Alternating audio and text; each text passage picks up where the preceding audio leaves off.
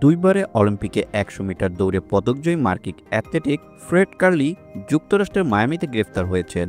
অভিযোগ, তিনি তার সাবেক প্রেমিকা ও সহ অ্যাথলেটিক হার্ডলার আলাইসা জনসনকে মুখে ঘুষি মেরেছেন। ঘটনাটি ঘটেছে বৃহস্পতিবার ফ্লোরিডার ডানিয়া বিচের একটি হোটেলে। ওই সময় কার্লি গ্র্যান্ড স্লাম ট্রাক সিরিজের দ্বিতীয় প্রতিযোগিতায় অংশ নিতে প্রস্তুতি নিচ্ছিলেন।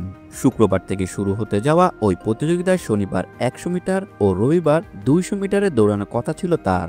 রয়টার্স জানায়, কার্লির বিরুদ্ধে শারীরিকভাবে আঘাত করার অভিযোগ আনা হয়েছে। শুক্রবার আদালতে হাজির হয়ে তিনি $1000 জামিনে মুক্তি পান।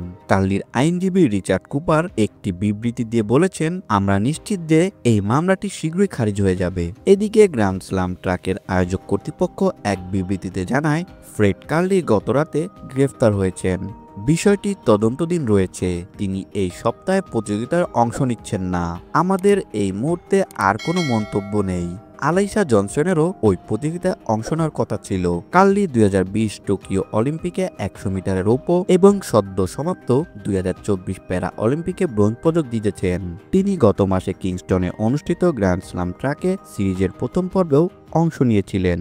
ভিডিওটি দেখার জন্য অসংখ্য ধন্যবাদ। নিত্য নতুন এমন ভিডিও পেতে হলে আমাদের চ্যানেলের সঙ্গেই থাকুন, সাবস্ক্রাইব করুন, ভালো লাগলে অবশ্যই লাইক করুন। ভিডিও সম্পর্কে যে কোনো মন্তব্য করতে পারেন আমাদের কমেন্ট বক্সে। ধন্যবাদ।